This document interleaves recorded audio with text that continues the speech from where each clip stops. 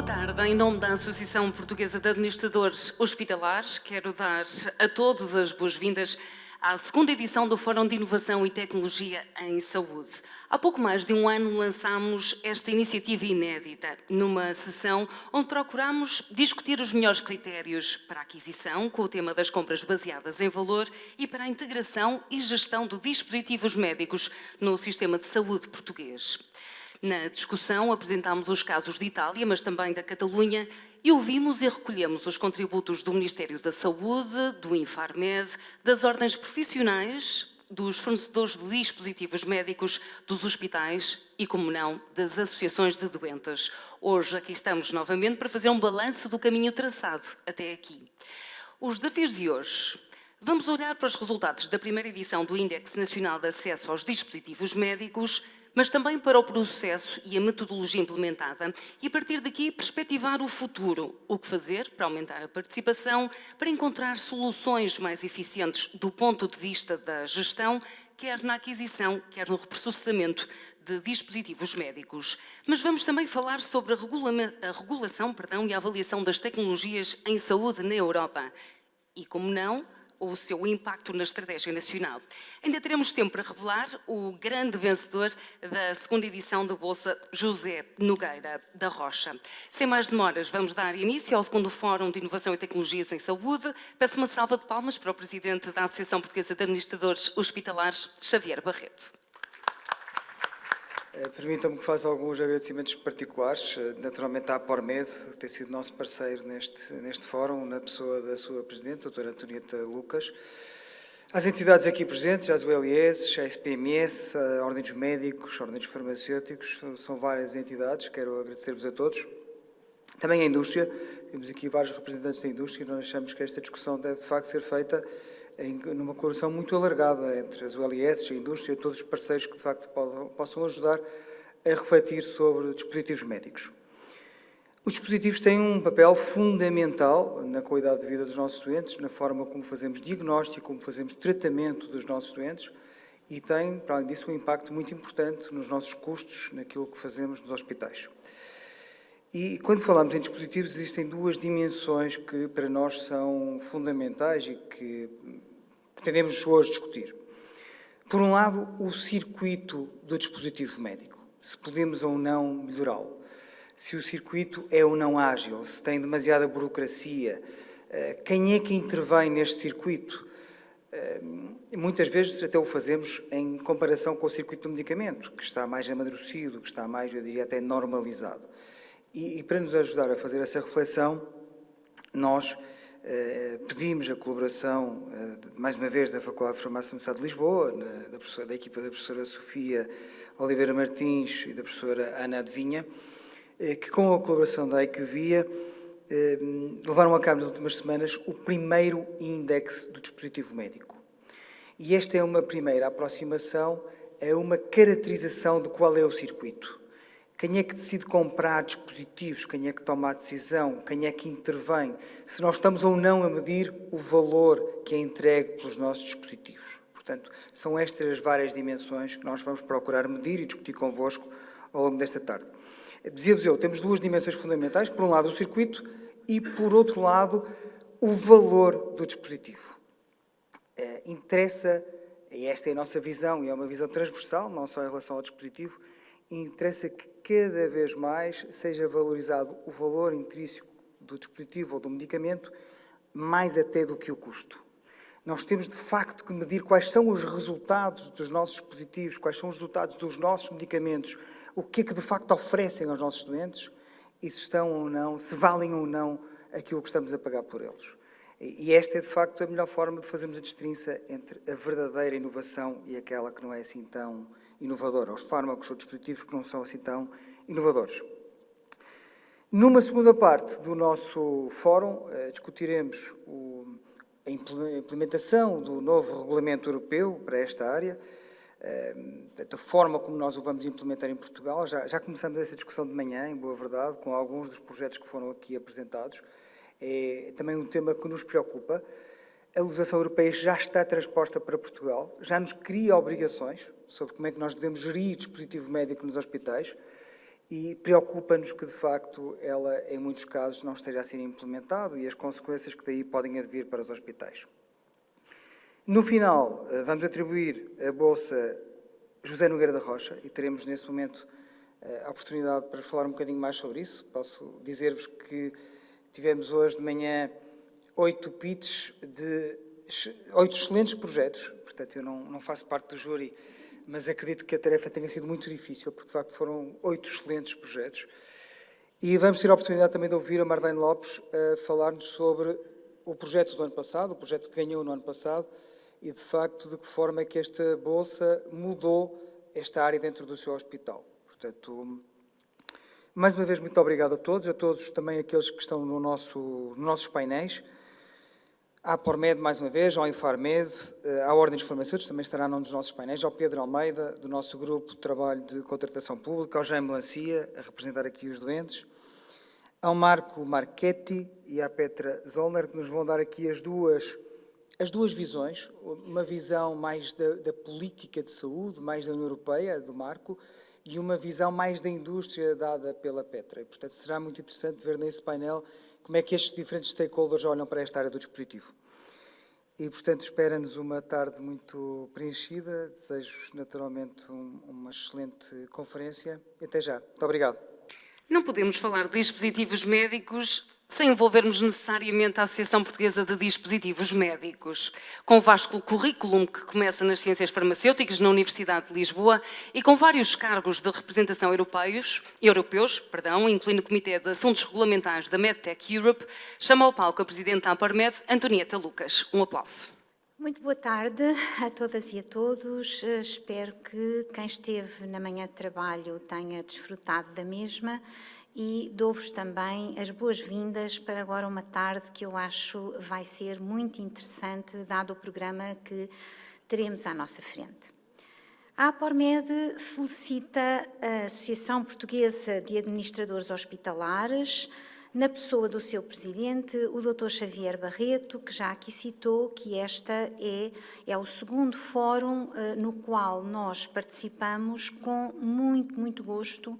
Pensamos que este caminho terá que ser feito em Portugal e o facto da APA ter pegado neste tema de elaborar um índice de dispositivos médicos, penso que será um passo a caminho do futuro e da melhor utilização dos dispositivos médicos em Portugal. Desde a primeira hora que nós participamos nesta segunda edição do Fórum, tal como mencionei, que é muito particular à nossa associação, porque, como sabem, o objetivo da nossa associação é precisamente as tecnologias médicas, onde estão incluídos os dispositivos médicos, que incluem os dispositivos médicos mais comuns, mas também todo o equipamento, a inteligência artificial, os softwares, etc. E também, não em exclusividade, esta parte, os dispositivos para diagnóstico in vitro. Tal como sucedeu na primeira edição, realizada no ano passado, e em que a Apormed esteve desde a primeira hora receptiva e muito entusiasmada com esta iniciativa, também desta vez não tivemos a menor dúvida em apoiarmos institucionalmente o evento, na qualidade de patrocinadores, dando assim à Apormed um sinal de forte continuidade desta nossa parceria. Referindo-me agora ao programa, a Apormed está muito expectante no que respeita à apresentação dos resultados da realização do primeiro Índice Nacional de Acesso aos Dispositivos Médicos.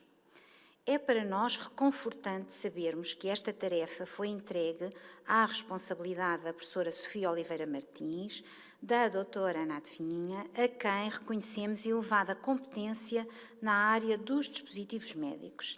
De certeza absoluta que a IQVIA, sob a liderança de duas experts deste gabarito, realizou um bom trabalho. Espero que os resultados deste índice permitam corrigir algumas anomalias e ineficiências do sistema e, desta forma, sejam relevantes para a melhoria do acesso às tecnologias médicas inovadoras, para que isto contribua para a sustentabilidade do SNS E, por fim, para que os cidadãos portugueses e utentes do SNS possam usufruir do state of the art das tecnologias médicas.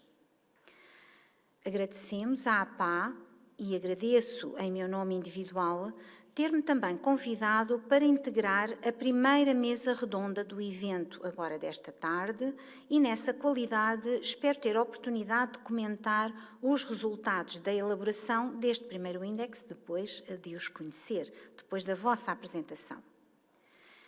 É também com satisfação que constato que o segundo painel é sobre regulação, muito importante a sua implementação, e a avaliação das tecnologias da saúde na Europa. Tema extremamente importante para o setor dos dispositivos médicos, como vão poder ver também para os dois intervenientes estrangeiros que aqui teremos, a doutora Petra Zollner e o Marco Marchetti, entre depois os intervenientes do Infarmed e das outras instituições que aqui colaborarão. I would like also to thank and welcome the participation of Dr. Petra Zollner, Director of Regulatory Affairs at MedTech Europe regarding MD and IVD, who will bring us in her speech an European perspective on the challenges in the regulatory area.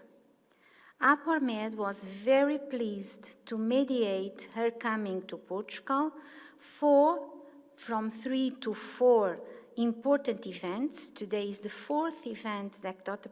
Petra Zollner is participating, including this forum. We visit also Infarmed, which is our competent authority in Portugal, where Petra could exchange with the president of Infarmed and all the team related with medical devices.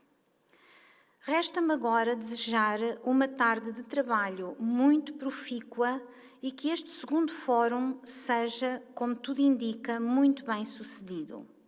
Fazemos votos para que num futuro próximo os seus resultados venham a permitir melhorar a utilização dos dispositivos médicos em Portugal, os padrões de excelência, a qualidade, a sustentabilidade na prestação dos cuidados de saúde em todo o sistema de saúde e de uma forma particular no Serviço Nacional de Saúde. Que vejamos igualmente facilitado o acesso das tecnologias de saúde inovadoras aos portugueses, mas não só o acesso à verdadeira inovação, como dizia o Dr. Xavier Barreto, aquela que demonstre utilidade, porque segurança e desempenho, a partir do momento em que obteve a certificação CE, teve que a ter demonstrado no seu dossiê técnico e aos avaliadores, mas que seja demonstrada a sua utilidade de uma forma eficiente. E a utilização eficiente das tecnologias médicas, onde estão incluídos os dispositivos médicos, facilitará certamente o acesso com maior equidade a todos os utentes do SNS. Eu julgo que podemos, inclusivamente, extravasar essa utilidade depois posterior, porque ainda na passada sexta-feira se falava e uma individualidade, uma CEO de um dos hospitais privados, de um dos maiores hospitais privados deste país, dizia que as seguradoras também estão sempre de olho naquilo que o Sistema Nacional aprova, aquilo que o Sistema Nacional financia, de que forma é que financia. Portanto, hoje aqui estamos a falar para os administradores hospitalares, estamos a falar para o setor público, mas eu julgo que o interesse destas temáticas é para Portugal. Muito obrigada uma vez mais e cá ficarei para a excelente tarde de trabalho que todos iremos desfrutar. Muito obrigada. Com uma taxa de resposta de 52%, o Índice Nacional de Acesso aos Dispositivos Médicos é não só uma iniciativa inédita, mas também o início de um novo capítulo. Foram recolhidos inúmeros dados que nos compete a todos nós transformar em conhecimento. Passo a apresentar os nossos próximos oradores, parceiros da APA neste estudo. A Sofia Oliveira Martins é licenciada em Ciências Farmacêuticas, mestre em Saúde Pública e doutorada em Farmácia.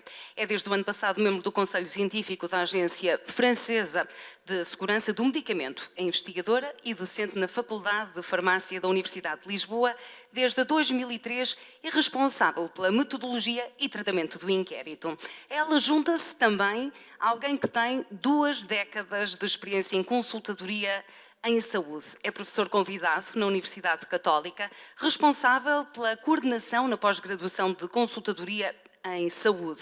Na IQVIA é responsável pelo desenvolvimento da área Real World Evidence, ou seja, perito na geração de evidência clínica a partir da avaliação de tecnologias da saúde. Peço uma salva de palmas para o Hugo Pedrosa e para a Sofia Oliveira Martins. Estamos aqui com muito gosto em apresentar os resultados deste primeiro índice dos dispositivos médicos, mas também muito expectantes face aos comentários ou à análise que será feita posteriormente e que vai enriquecer estes resultados, uma vez que aquilo que nós vamos fazer agora é uma fotografia e carece, obviamente, depois de enquadramento, desenvolvimento, análise de todos estes resultados. Portanto, sem mais demora, vamos hoje aqui apresentar este trabalho. Nem vou perder muito tempo no início, vou apenas apresentar a metodologia e depois passarei a palavra ao Dr. Hugo Pedrosa, que apresentará os resultados e eu finalizarei com as principais conclusões. Queria também agradecer à APAC, embora parceira neste projeto, efetivamente tem sempre facilitado muito nós, enfim, estudarmos novas áreas e é sempre muito importante para a academia, obviamente, podermos explorar novas áreas sobre a qual já temos algum interesse.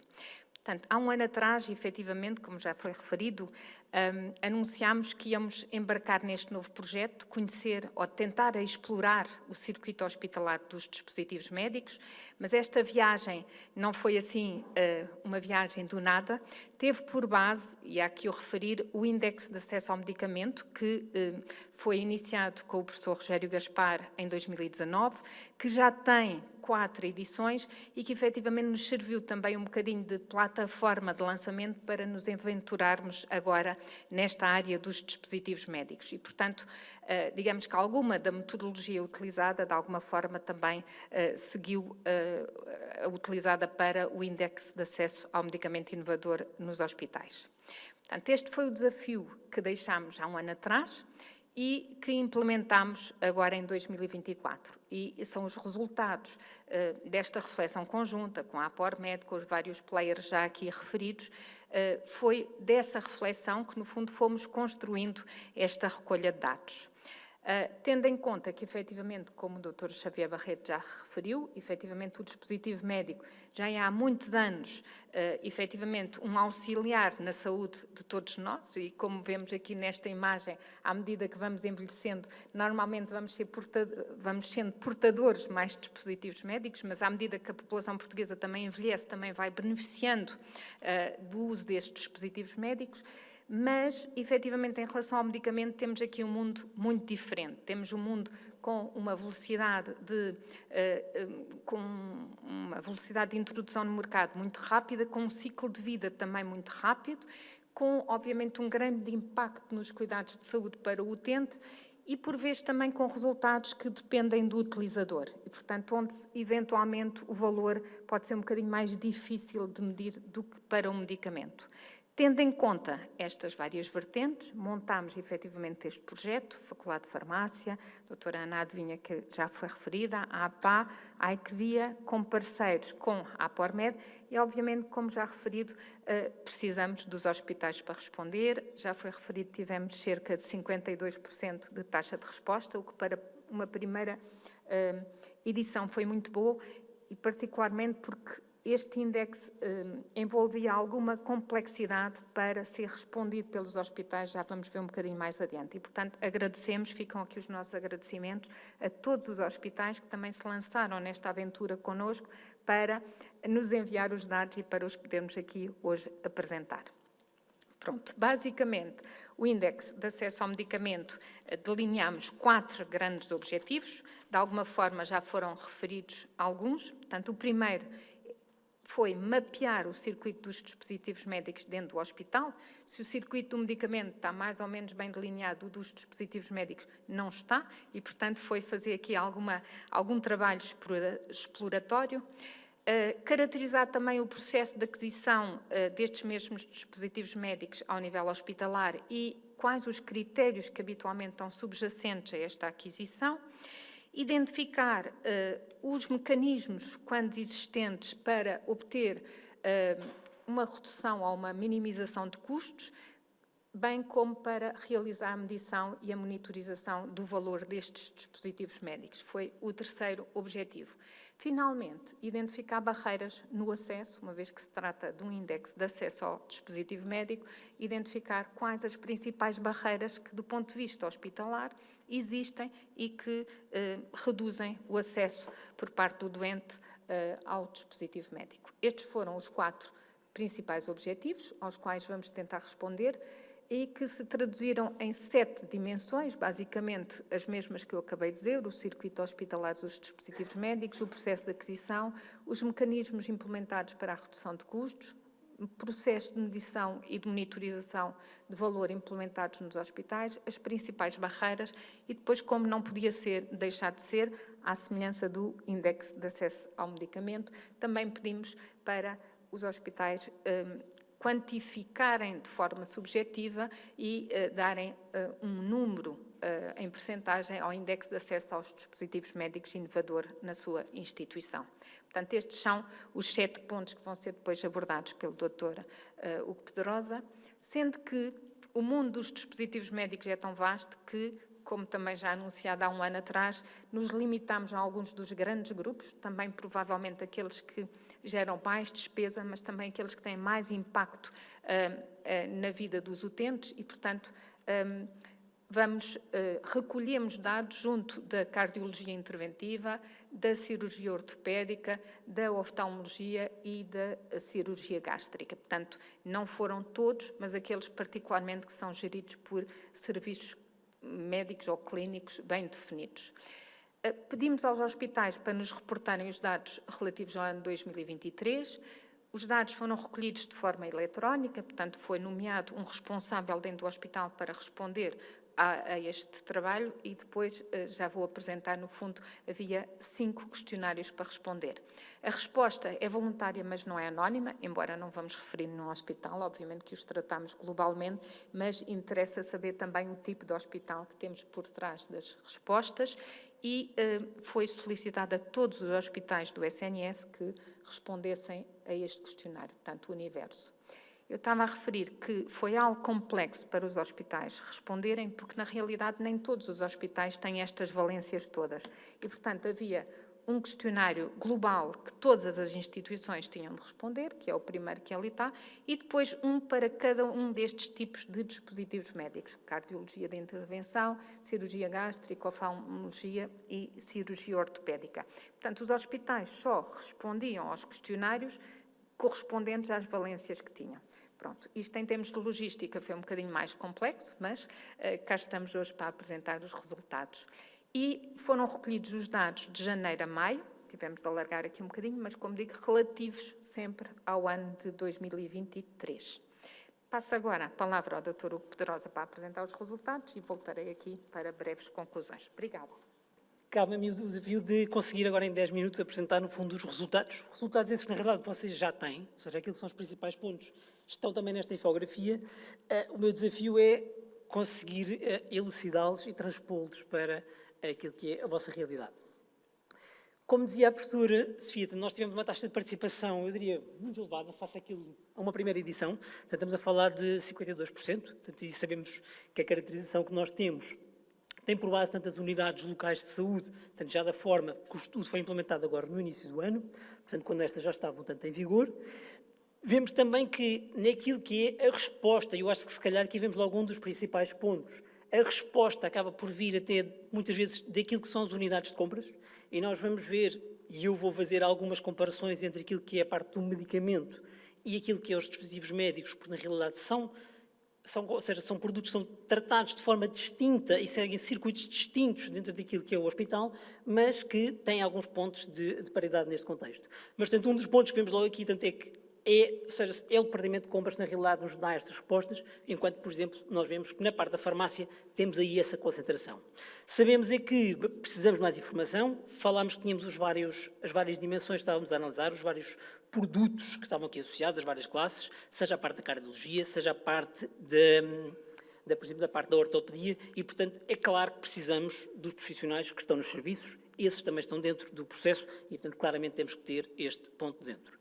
Dizer-vos também que, em termos de representação, felizmente, portanto, tivemos respostas também dos vários locais do país, e em termos do grupo de financiamento, e nós usamos aqui mais numa lógica de percebermos aquilo que é a dimensão dos hospitais, porque é também um ponto relevante, perceber se havia algumas diferenças neste contexto. Portanto, os BEUs têm menor dimensão, pensando naquilo que é também os grupos de financiamento da APA, versus, por exemplo, um grupo E, os hospitais universitários, ou um grupo F, onde nós temos os IPOs. Começando então ao nível do que é o circuito, como eu vos dizia, foram avaliados, e se eu apontar conseguimos ver, foram avaliados os diferentes dispositivos das quatro dimensões em termos daquilo que são os dispositivos em si. O que verificamos é que destas unidades, cerca de 58% tinha a vertente da cardiologia e as restantes já maiores em termos da parte da gastro, da parte da oftalmologia e da parte daquilo que é a orto.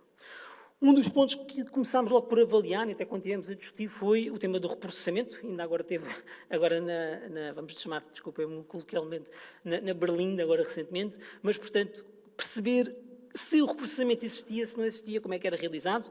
2 pontos relevantes. Nós o que vemos é que nos dispositivos de uso múltiplo, 79% fazem-no, e depois o painel irá comentar, portanto, eu vou tentar não dar demasiado tom àquilo que estou a apresentar, vou depois dar mais factualmente, mas, portanto, 79% já o fazem, vamos ver se deveriam ser mais ou não, mas tem de ser um ponto a avaliar, e depois vemos também destes 79%, portanto, 93% fazem in-house, mas há ainda uma parte que é realizada fora, e depois, ao nível dos dispositivos médicos de uso único, também vemos que há algum reprocessamento, e, portanto, aqui também interessa-nos avaliar e refletir sobre que dispositivos são estes em que nós estamos a fazer este reprocessamento neste contexto e que está a ser realizado in-house. Depois, em termos daquilo que é o tal circuito que nós falávamos, e tanto começando por aquilo que é o processo de compra, e depois vou falar mais até do processo da própria seleção, quando nós falamos aqui dos processos e critérios de aquisição e armazenamento, portanto, dizer que ao nível da aquisição, e quando falamos aqui nesta vertente, e avaliando aqui as quatro áreas que estamos a avaliar, vemos sempre que o diretor de serviço é claramente muito relevante naquilo que é esta compra, e, portanto, claramente isto é um ponto comum a todos eles, mas vemos também a aparecer tanto os tais serviços de compras que falavam ali no segunda dimensão e o próprio Conselho de Administração, isto ao nível daquilo que é a responsabilidade pela compra. Depois, uma das coisas que também verificamos aqui neste contexto, e, portanto, quando nós estamos a avaliar aquilo que é, e novamente fazendo o paralelismo com a farmácia, por exemplo, nós temos uma comissão de farmácia terapêutica para aquilo que é a cessação do medicamento, nos hospitais há também, diria, aquilo que é a necessidade de criar estas comissões mais ao nível daquilo que será o dispositivo. E o que nós verificamos é que em 37% temos essas comissões, mas nem sempre temos em todas. Depois, em termos daquilo que são os critérios, vamos efetivamente cair naquele que é a vertente de, por um lado, esta relação de qualidade-preço, e portanto que é muito relevante, já vamos falar dos temas de custo e efetividade, que falava a doutora Antonieta também, mas ainda muitos também só com a lógica do preço, e portanto aqui temos que novamente perceber em quais é que faz sentido esta vertente, em quais é que eu tenho que introduzir outros critérios que me façam essa diferenciação, para também percebermos quais são os produtos que queremos no nosso Serviço Nacional de Saúde neste contexto. Continuando e vendo aqui naquilo que é o processo, portanto, eu comprei, portanto, agora eu vou receber o produto, quando vou fazer aquilo que é a avaliação da conformidade, aqui já vemos uma diferença, portanto, nós já vemos que são as equipas de armazém que efetivamente fazem isto. Se eu estivesse no medicamento, estaria a dizer que era a farmácia que estava a fazer esta conformidade. Normalmente, temos que perceber, darmos também onde é que eu tenho que atuar para garantir que o circuito do dispositivo é bem gerido e, portanto, perceber que o armazém tem uma vertente relevante nesta vertente, mas também já há muitos produtos que são diretamente aquilo que é o serviço clínico e depois já vamos ver, diria que também está ligado com aquilo que são as consignações de produtos e que eu já vou apresentar.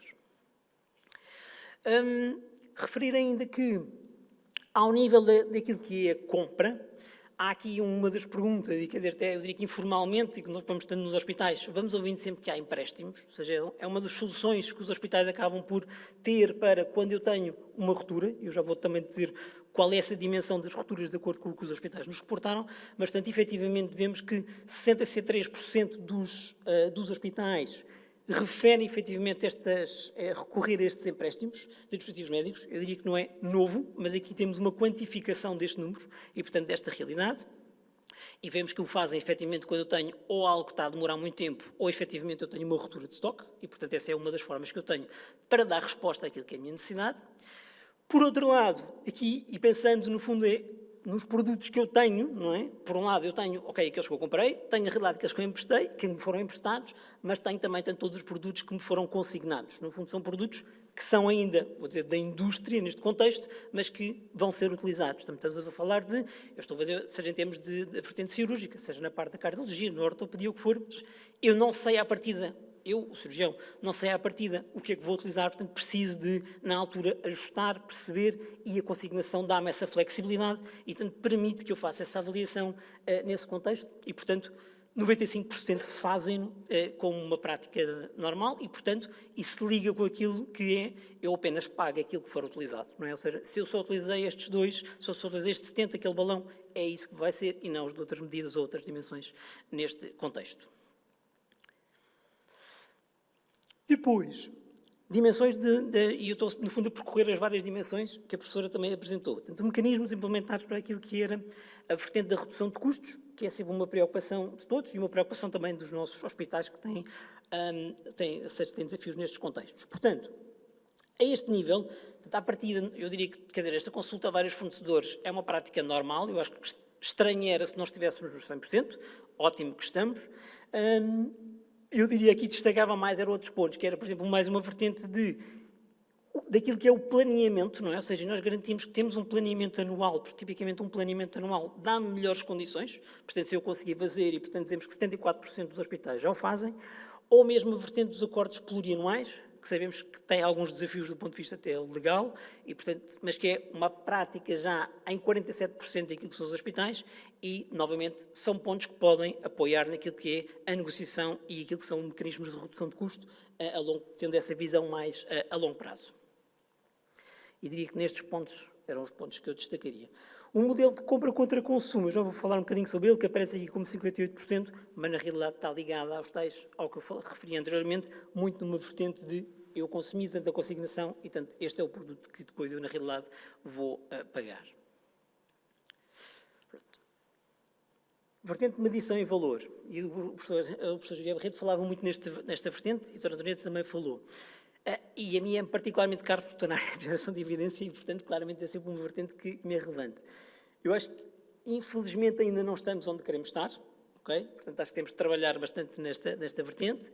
O que é que nós vemos em termos de resultados? Que apenas 28% dos hospitais têm um sistema de gestão de dados que nos permita, na realidade, analisar e permita fazer aquilo que são as análises de custo e efetividade e, portanto, se eu quiser perceber, e na área do medicamento eu diria que já se faz mais, mas mesmo aí também ainda com algumas limitações, mas na área dos dispositivos eu diria que esta análise é menos regular e aquilo que é a informação disponível também é diferente. Portanto, também eu diria que há mais desafios nesta vertente, o próprio dispositivo assim o coloca, não é? Ou seja, um número de SKUs, me permitam, ou seja, o número de items que eu tenho também são muito maiores e aquilo que é a avaliação, o circuito do dispositivo é muito mais rápido, ou seja, aquilo que é o ciclo de vida e, portanto, também me obriga a fazer estas análises, mas, portanto, sabemos que há, efetivamente, pontos ainda para trabalhar aquilo que é esta vertente dos dados e que, pronto, há espaço aqui para trabalhar um bocadinho nesta vertente. Depois, destacava, no mesmo contexto ainda, que quando nós vamos então depois àquilo que é a utilização destes hospitais, apenas 17% na realidade utiliza depois esta informação num contexto de vida real. A doutora Antonieta também falou há pouco, quando eu obtenho a marcação CE, na realidade eu provo, seja aquilo que é a vertente de eficácia do próprio produto, mas a partir do momento em que o produto está no meu hospital, na minha realidade, como é que ele se comporta com os meus doentes. E, portanto, é isso que aparece nesta vertente e que, na realidade, ainda aparece reduzido. Eu até diria um outro indicador, mas está aqui muito pequenino, que na realidade é o N. Ou seja, eu tenho muito poucos hospitais, na realidade, até a responder-me esta pergunta. Portanto, aquilo que aparece ali, eu lá atrás digo que tinha 50% dos hospitais a responder, mas aqui tenho poucos, ok? E eu diria que isso em si é uma resposta. Portanto, claramente, acho que este também é um dos pontos que vamos querer ver até nos próximos índices que vamos ter mais à frente. Depois, em termos daquilo que é, tanto se eu na realidade, tanto se eu não trabalho isso, que é essa vertente da geração de evidência, depois eu também não publico, não é? E, portanto, é isso que aparece neste segundo ponto. É até que ponto é que eu consigo depois trabalhar aquilo que são as publicações. E nós sabemos, falávamos outro dia com o administrador hospitalar, claramente nos dizia as publicações, a investigação é claramente uma das vertentes mais relevantes até para eu conseguir dar desafios, ou seja, ao pessoal que eu tenho a trabalhar comigo. É uma das formas de eu conseguir também reter pessoas. Portanto, este tipo de estratégias, este tipo de motivações são relevantes neste contexto e, efetivamente, vemos que na área dos dispositivos ainda é aqui reduzido nesta vertente. Novamente, temos um N muito baixinho. Diria que nas próximas edições é que vamos ter que ver em maior detalhe aquilo que é esta vertente. Terminava com dois últimos pontos, um ligados àquilo que é barreiras, e depois vamos ver então o valor do índice que nos dá o tal ponto de partida para o que teremos para a frente. Em termos de barreiras, tanto, e agora falando naquilo que é a vertente mais imediata, não é? Ou seja, é rupturas. E uma das coisas que nós vemos é que apenas 25% dos hospitais é que reportaram que não tinham rupturas, quer dizer que o diferencial, eu tenho rupturas em algum ponto, okay? Portanto, tenho 75% dos hospitais a reportarem rupturas em 2023 em algum ponto, e destes, se eu juntar aqui os 41 com os 29, portanto, no fundo estou a dizer que 70% reportam-nos como sendo um problema relevante ou grave naquilo que era a escala avaliada, e mais, vemos que se formos para os hospitais mais diferenciados, na realidade, todos eles reportam rupturas. Está bem? Então, isto efetivamente é um ponto aqui relevante. Onde é que estas rupturas depois acontecem? Na realidade, vemos que a maior parte é aqui na parte dos consumíveis, coisa que nós verificamos, seja os consumíveis, seja a parte do equipamento, mais luvas de proteção individual, luvas, as batas mais neste contexto, mas, portanto, claramente aqui áreas ainda para endereçar, e que nós sabemos que os hospitais vão tentando dar resposta. Já há bocadinho falávamos do tema daquilo que era, por um lado, alternativas, mas também, por exemplo, o recorrer àquilo que são empréstimos para eu conseguir dar este suporte, e é um dos que aparece aqui novamente como essa solução. Depois, em termos de barreiras, eu diria que estes vão ser um dos pontos que vai ser muito mais discutido até pelo próprio painel, não é? Ou seja, e há bocado, voltando um bocadinho às palavras do professor Xavier, a carga administrativa, a burocracia é muito relevante? Sim, o questionário diz que sim, ou seja, os nossos hospitais estão a dizer que sim. Ou seja, nós vemos aqui que 90% dizem que a carga administrativa é efetivamente ainda uma barreira, a falta de recursos humanos também, e portanto temos-la vista de forma transversal em outras vertentes. A parte do preço, na realidade, só aparece aqui em terceiro, okay, nesta vertente, e a maior parte dos outros pontos aparece mais ligada a esta vertente de, efetivamente, ainda há um espaço grande para eu otimizar aquilo que também são os processos e como é que eu consigo agilizar essa vertente. Pronto, aqui tiro conclusões similares quando eu pergunto relativamente à compra especificamente, mas, obviamente, a falta de recursos e a carga administrativa continuam a ser aqui os dois pontos. Sabemos que a SPMS é relevante neste contexto, até por aquilo que são os acordos de quadro que existem, e, efetivamente, também ainda pode haver alguma melhoria neste contexto. Terminava, e já devo estar a ultrapassar os meus 10 minutos, portanto vou tentar fechar, aquilo que, tanto este índice, e portanto que novamente, eu diria que deve ser lido como um ponto de partida, ou seja, vale, nesta fase, novamente, perdoem-me, vale o que vale, é positivo, pequenino, ou seja, é uma positividade pequenina, os tais 57, mas efetivamente eu acho que o mais importante é nós vermos, ok, quando chegamos a 2025, a 2026, quanto é que nós conseguimos evoluir? Eu acho que é aí que temos de nos focar nesta vertente. Dizer que este 57 que nós vemos, na realidade, não é igual entre as várias áreas e os vários hospitais. Portanto, os hospitais mais diferenciados, na realidade, apresentam resultados melhores neste contexto. Okay? Enquanto nós vemos que aqui os de média dimensão são os tais que, na realidade, estão a apresentar estes tais 31, 52 e que nos puxam a dimensão mais para baixo. Está bem? Passava a palavra, então, à professora Sofia para concluir com, então, quais são alguns dos pontos que eu também fui destacando e a professora vai dar então o seu todos. E agradecer-vos. Muito obrigado. Então, eu penso que estes pontos já foram aqui todos bem focados e bem destacados pelo Dr. Hugo Pedrosa. Quisemos só deixá-los aqui claros num slide para agora lançarmos o debate. Em primeiro lugar, efetivamente, os 57%, o Dr. Hugo Pedrosa disse, isto efetivamente é um primeiro ponto. Achámos curioso ser bastante abaixo ou algo abaixo em relação ao índice de acesso ao medicamento. Não é comparável, portanto, é um primeiro ponto do qual, e é um índice subjetivo, e, portanto, ter isso em conta, não é? Que indica, efetivamente, a necessidade de monitorizar nos próximos anos como é que as instituições hospitalares analisam este acesso aos dispositivos médicos. Depois, eu diria que, positivamente, ou pelo menos de destacar o reprocessamento in-house dos dispositivos médicos de uso múltiplo na grande maioria dos hospitais, destacaria também como grande número a utilização da consignação, portanto, quase a totalidade dos hospitais utilizam a consignação como uma forma de ter acesso aos dispositivos médicos sem ter de, efetivamente, investir grandemente em todas as dimensões, em todas as, digamos, em todos os dispositivos médicos de que precisam de ter à mão para depois utilizar nos seus doentes.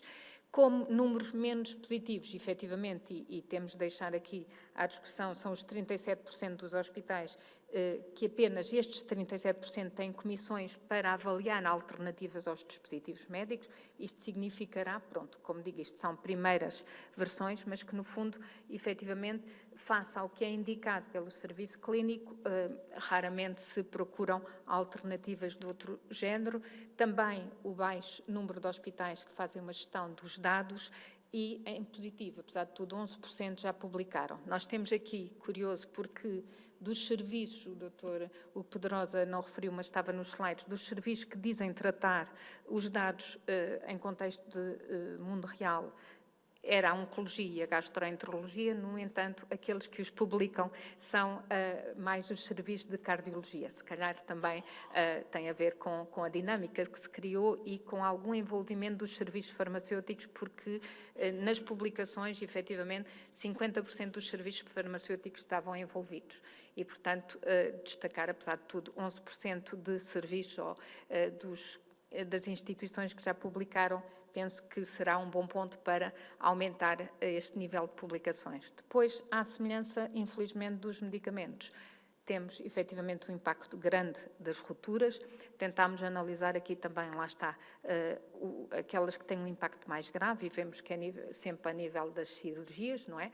E cá temos as principais barreiras que temos absolutamente de combater e que vieram sem serem, digamos, comparadas, mas exatamente bater às mesmas barreiras que as barreiras que surgiram sempre no acesso ao medicamento, isto é, a carga administrativa e a falta de recursos humanos. Portanto, não há dúvida que estes questionários, tanto naquilo que são similares em relação ao acesso ao medicamento, como aquilo que é mais específico dos dispositivos médicos, há aqui caminhos que são muito similares e, portanto, estas barreiras, por exemplo, são perfeitamente similares, embora certamente em serviços diferentes, porque, como vimos aqui, quem trata da aquisição e do aprovisionamento é diferente dos serviços farmacêuticos para o medicamento e, portanto, é uma constante que vai ter de ser debatida e ver como é que se consegue efetivamente combater.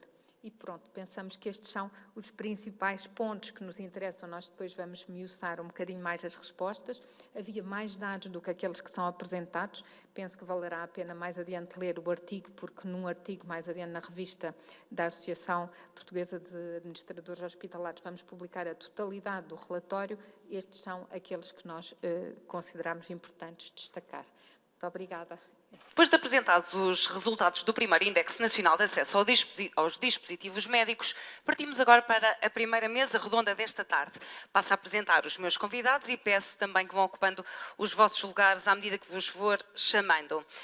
Chamo ao palco Antonieta Lucas, presidente da APORMED. Uma salva de palmas, por favor.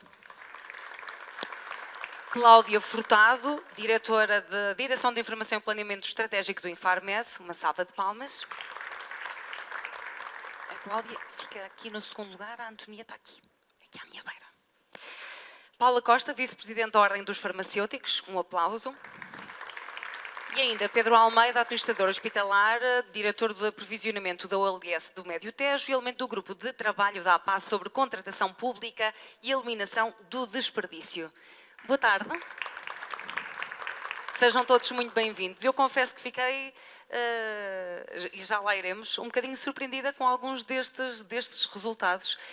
Não só acho que a taxa de participação para vou usar a gíria futebolística, para pontapé de saída é bastante interessante. Há aqui uma margem de crescimento de 48%, assim esperemos lá chegar e em breve. Mas depois também fiquei muito surpreendida por ver, por exemplo, rupturas em agulhas, mas já lá iremos depois mais à frente. O Pedro foi o último a juntar-se a nós e é por si que eu quero começar, até porque sei antecipadamente que respondeu ao questionário e gostava que nos desse a sua impressão de quem está no terreno, com tudo aquilo que tem para fazer, nomeadamente em termos de aprovisionamento, e responder ao questionário. Muito obrigado pelo convite. Sim, eu respondi ao questionário, surpreenderam-me algumas das questões e, obviamente, levantaram-me algumas dúvidas, obrigaram-me também a pensar um pouco, enfim, porque o nosso dia-a-dia nos hospitais não é propriamente na área de aprovisionamento, contratação pública, não nos deixa muito tempo livre para pensar e às vezes é necessário. E, de facto, tive que ponderar um pouco o que se passava face a algumas das questões, porque me levantaram algumas dúvidas, nomeadamente a metodologia de trabalho que tínhamos implementado. E, de facto, obrigou-me a repensar, ao longo dos anos de carreira que tenho, a repensar a evolução desta área. Eu confesso que fiquei surpreendido não pela negativa com os resultados, mas até pela positiva. Eu pensei que fossem piores. E porquê?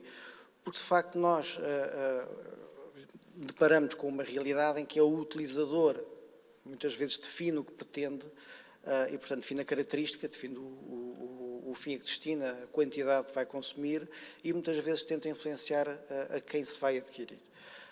Obviamente, nós temos procedimentos de contratação pública, temos a obrigação de garantir a transparência e a livre concorrência.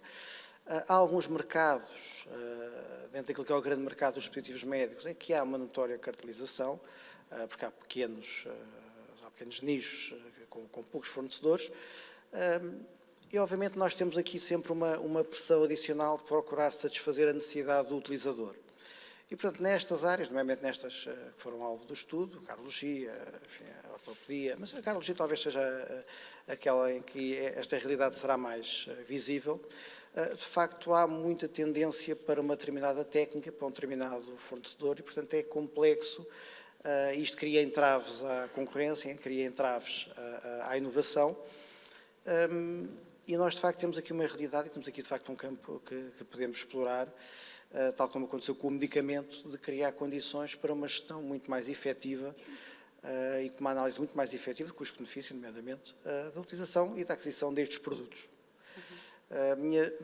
Não me quero alongar, a minha experiência nesta área é que, de facto, dou um exemplo que pode ser caricato, mas todos que trabalham nos hospitais sabem como funciona, que é, temos um médico novo, uma determinada especialidade, uma especialidade carenciada, esse médico quer fazer uma determinada técnica que não se faz no hospital, lá vamos nós adquirir produtos para os quais nós estamos normalmente muito despertos e, portanto, temos que fazer um estudo, mas ele quer aquele em particular, porque é aquele que está habituado a utilizar. E, portanto, isto é um pequeno exemplo de um constrangimento com que nos deparamos. Não é? E, portanto, toda esta realidade, agora com um novo diploma, Decreto-Lei 29 de 2024, que vem impor um conjunto de obrigações. Parece-me que os hospitais não estão preparados para dar resposta, pelo menos não ainda.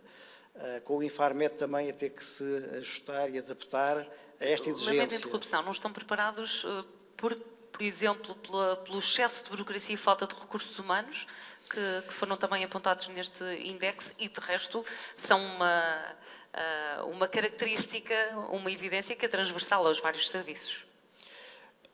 Excesso de burocracia, enfim, se estamos a falar de contratação pública, as regras são o que são. São dinheiros públicos, temos que cumprir com as regras que estão instituídas. Obviamente que há algumas situações que a burocracia poderia ser menor, mas eu não culpo a burocracia. A falta de recursos, sim, a falta de recursos existe, é uma realidade. nem sempre conseguimos ser, enfim, ágeis como gostaríamos. Eu penso que a realidade aqui tem muito mais a ver com a falta de preparação, até a nível cultural, para a gestão destes produtos com esta exigência. Nós estamos a falar de produtos, por exemplo, implantáveis, temos que garantir a rastreabilidade. Eu não sei quantos hospitais conseguem garantir a 100% a rastreabilidade do implante, seja ele ortopédico, seja ele cardíaco, porque há falhas no circuito. Os próprios profissionais, num bloco operatório, com uma grande pressão, com muito trabalho, têm dificuldade em conseguir os registros e fazer os registros. As ferramentas informáticas que dispomos também não são muito amigáveis. Também não estão muito preparadas para dar resposta a estas exigências. E, portanto, penso que há aqui um trabalho que tem que ser feito, tal como feito com o medicamento. O medicamento há 20, 25 anos estaria eventualmente como está hoje o dispositivo médico. E, portanto, foi feito um longo caminho que tem dado resultados. E parece-me que no dispositivo médico, e aqui faria uma ressalva, há dispositivos médicos mais simples, há mais complexos, e eventualmente estes são mais complexos, são mais caros, precisam de uma atenção em particular. E os hospitais têm que ser dotados de alguns recursos e de alguns meios, e tem que se investir também na formação e numa mudança também de cultura e de paradigma dos próprios profissionais que utilizam estes dispositivos médicos. Obrigada. Antonieta, está aqui à minha beira. Gostava de perceber qual é a perspectiva da indústria. Portanto, como é que olha e qual é a mais-valia deste primeiro Índice Nacional de Acesso aos Dispositivos Médicos? A utilidade deste índice vai ser muito, muito grande. A primeira delas é porque existe uma enorme iliteracia em relação não só ao circuito de toda a vida do dispositivo médico, desde a aquisição até à sua utilização, e já não estou a falar para trás, e dos critérios que deveriam revestir essa utilização. Portanto, estes primeiros dados aqui revelados hoje são importantíssimos para que nós comecemos a conhecer as verdadeiras dificuldades da não só aquisição, mas também a utilização dos dispositivos médicos. Com o devido respeito, em relação às observações que o Dr. Pedro Almeida fez, eu gostaria de referenciar uma primeira diferenciação, por exemplo, entre o medicamento e o dispositivo médico. O medicamento, o médico sabe como utilizá-lo, é o dono da sua prescrição, os enfermeiros e todo o resto do pessoal o utilizam dessa forma. O dispositivo médico, principalmente aqueles que são utilizados no bloco operatório, precisam, a priori, logo de um treino do cirurgião que o vai utilizar. E quando se menciona que se há um cirurgião novo que utiliza uma técnica nova, vai ter que se adquirir novos dispositivos médicos, isto passa por a evolução da própria ciência, da própria técnica, e os hospitais também terão que aumentar a barreira do seu conhecimento e dos técnicos envolvidos ou da comissão envolvida na escolha, porque há aqui um grande trabalho de colaboração entre os fornecedores e os futuros utilizadores, que inclusivamente muitas vezes os fornecedores são o veículo de formação, mas de uma forma nobre.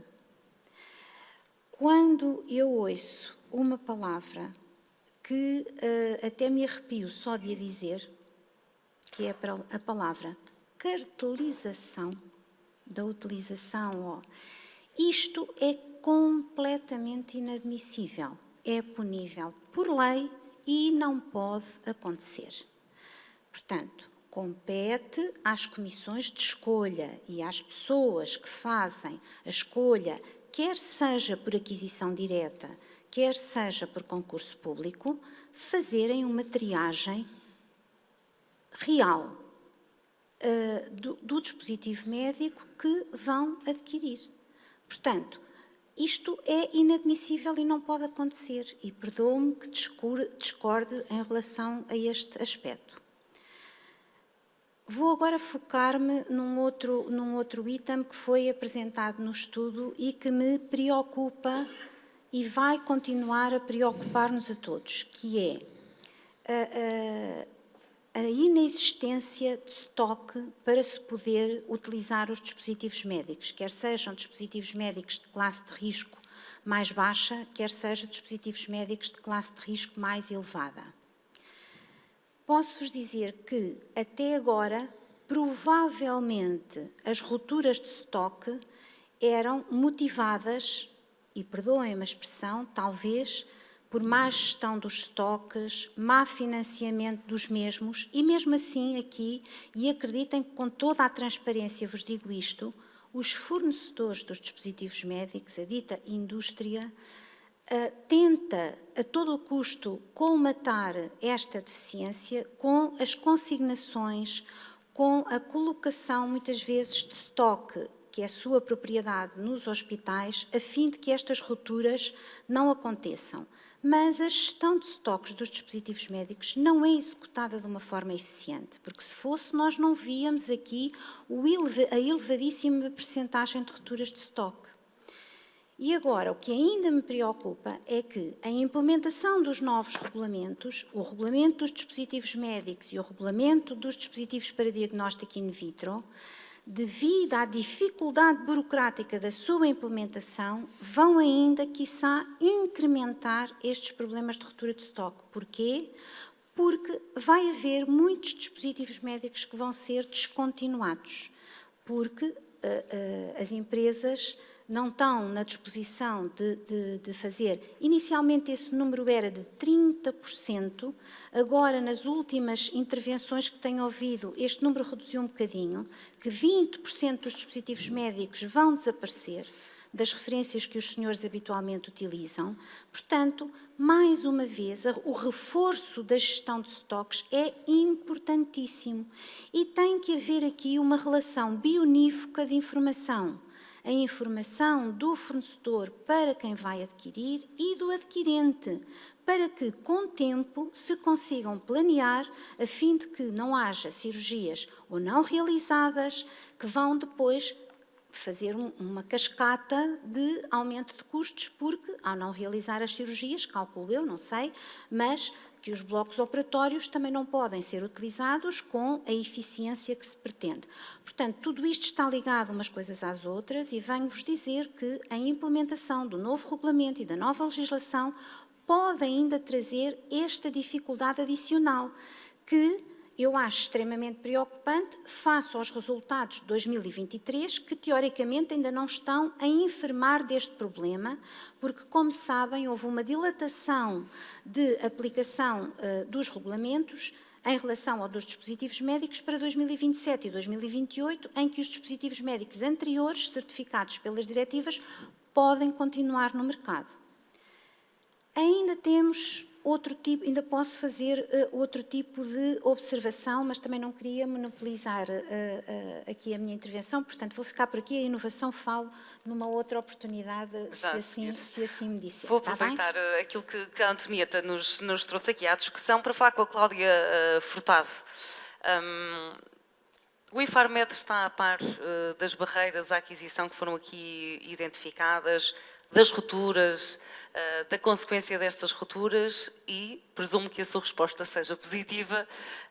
Que estratégias é que estão implementadas e que vão ser implementadas para fazer face a estas duas situações? Boa tarde a todos. Queria agradecer o convite à APA e à Parmed para estar aqui presente. Relativamente à questão que me coloca, eu conseguirei responder em parte, porque o Infarmed também, o circuito do dispositivo médico no Infarmed também vai por várias direções. A minha não trata diretamente com a parte quer do regulamento dos dispositivos médicos, quer com a parte das rupturas. A minha parte é mais da monitorização da utilização e do financiamento dos dispositivos médicos, portanto acho que vou responder de modo muito abreviado às rupturas. Sim, temos consciência das rupturas, temos uma unidade que está dedicada a tratar não só a ruptura dos medicamentos como a dos dispositivos médicos e, portanto, está a ser feito um trabalho, juntamente com as associações do setor para isso. Relativamente Aqui é o índice do dispositivo médico. E puxando um pouco à minha área de atuação, eu diria que, de facto, os resultados que mais me surpreenderam foram mesmo ao nível do processo de aquisição e ao nível, não me surpreendeu tanto, mas não deixa de ser também interessante, a parte da gestão dos dados clínicos e que permitam fazer uma análise do valor do dispositivo médico.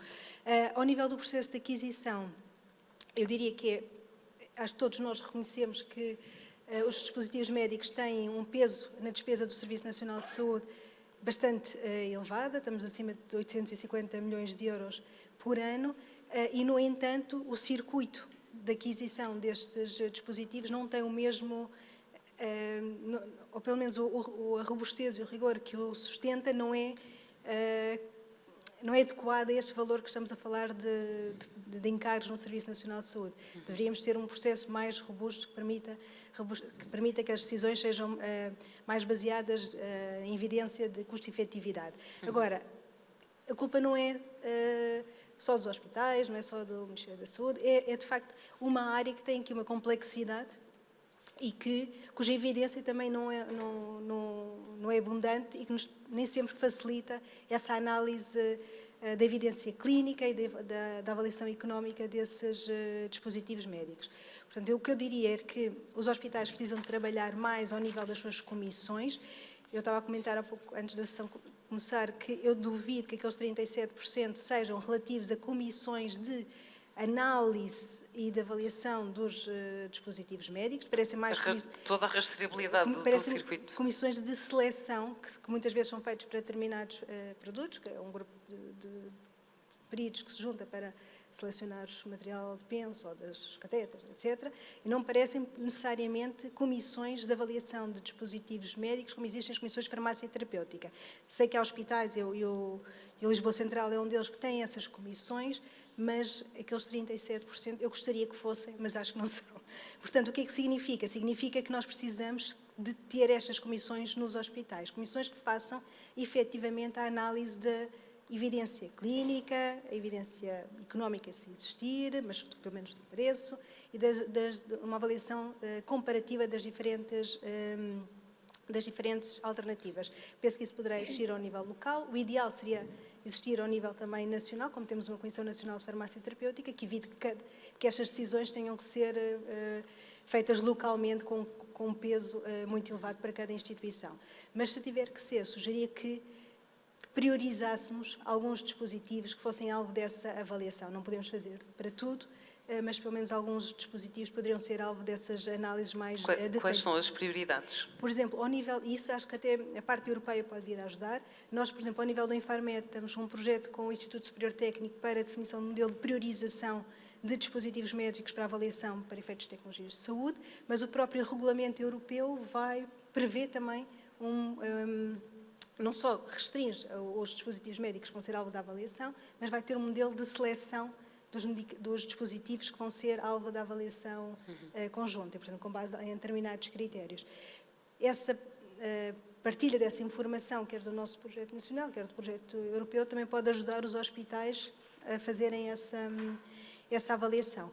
Ao nível nacional, espero também que consigamos nós desenvolver as competências no Infarmed, porque até agora, literalmente com alguma vergonha digo, mas é verdade, tínhamos uma pessoa e meia a tratar de dispositivos médicos, agora conseguimos ter uma equipa,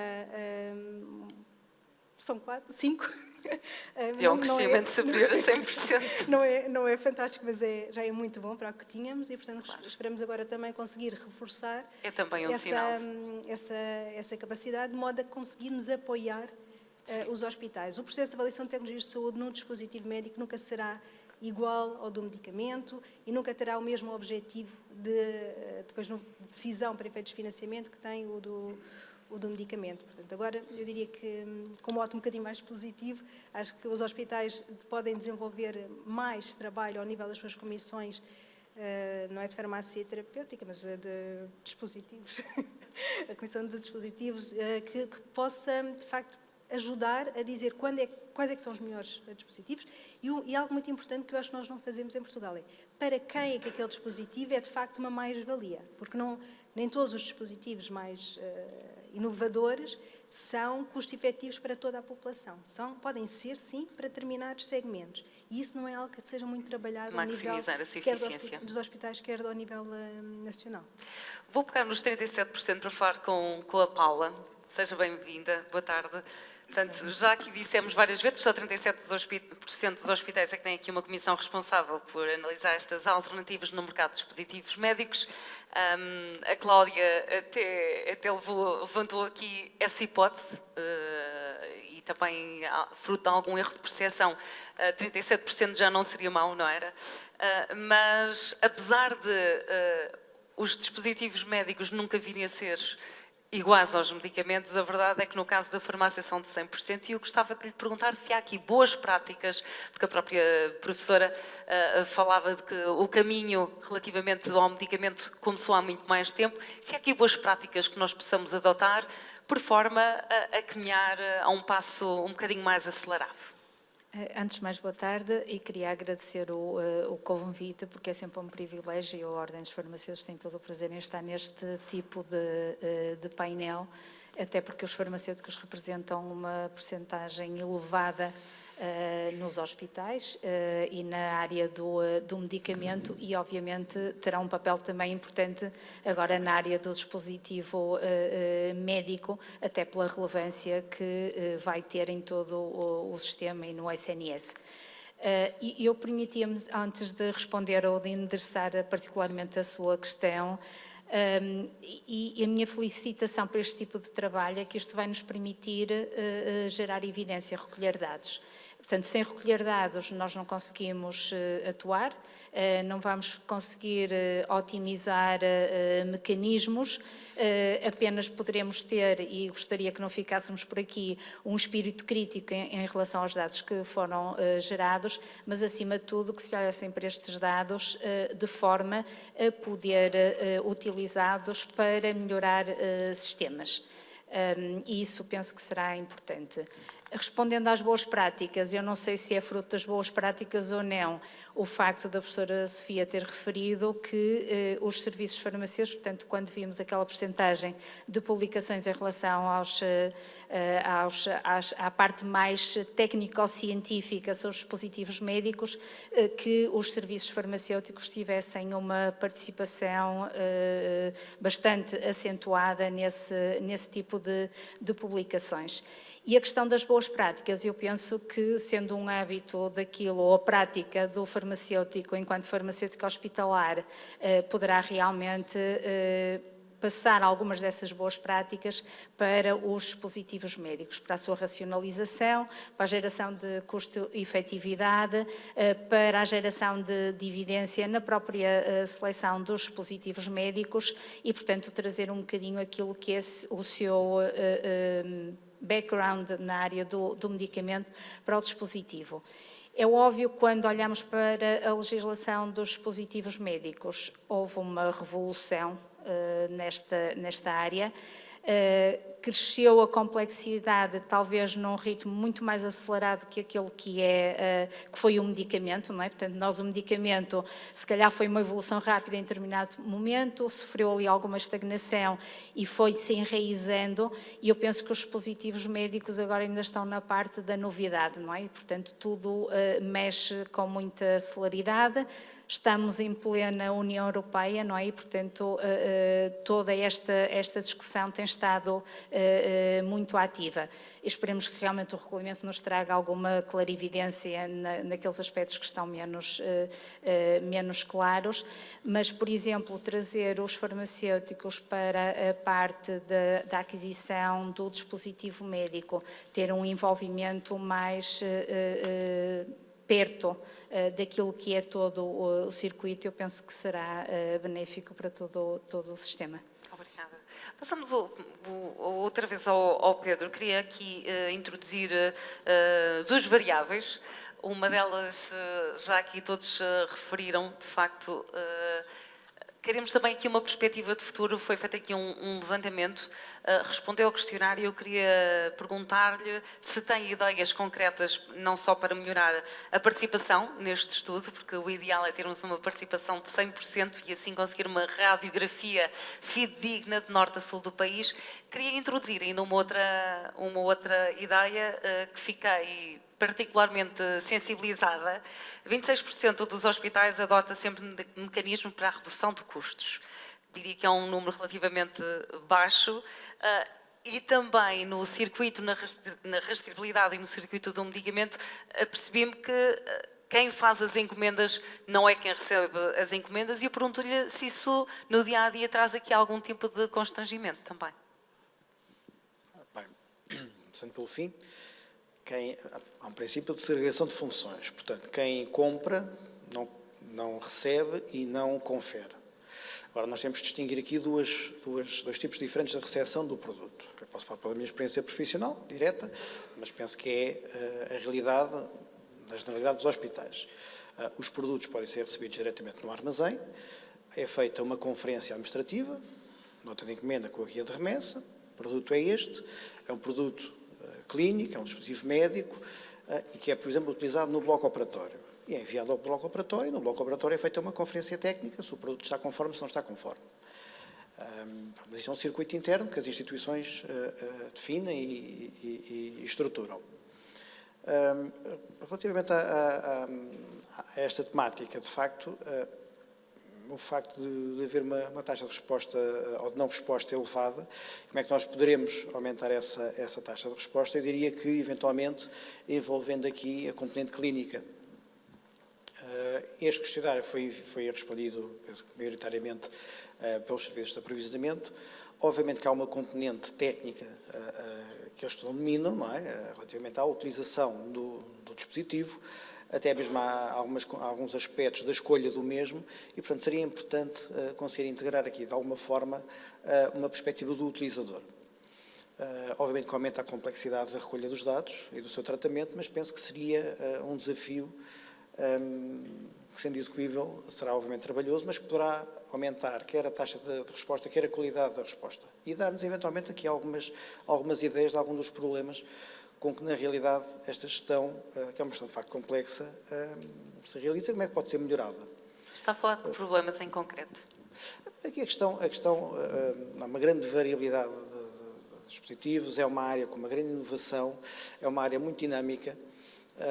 A indústria, os fornecedores em geral, têm uma logística excepcional, que, aliás, vão colmatar as falhas logísticas dos próprios hospitais, porque as rupturas acontecem. Aliás, não há, acho estranho haver hospitais sem rupturas, porque isso, enfim, implica um custo, um sobrecusto muito elevado na gestão do estoque. Mas, obviamente, nós com a pandemia e até depois com todas as vicissitudes dos mercados dos últimos anos, temos deparado com um conjunto cada vez maior de rupturas em determinadas áreas, seja no dispositivo médico, seja até no medicamento, e, portanto, a indústria, enquanto parceiro, tem-nos ajudado imenso a comatar essas falhas. E, portanto, toda a gestão destes produtos implica provavelmente uma clarificação do circuito dentro de muitos dos hospitais, a forma como são recebidos, a forma como são tratados, como são armazenados, a forma também como serão encomendados. Vejo que muitos hospitais, ou a grande maioria dos hospitais, utilizam sistemas de consignação, que é uma forma também de partilha de risco.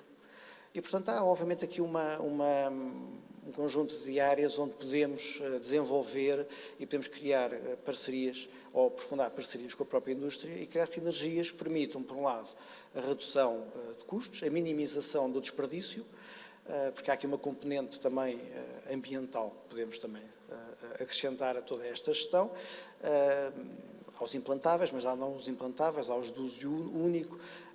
A sua destruição é onerosa, tem custos ambientais e, portanto, também é uma componente que hoje em dia tem que ser valorizada e tem que ser tratada, não é?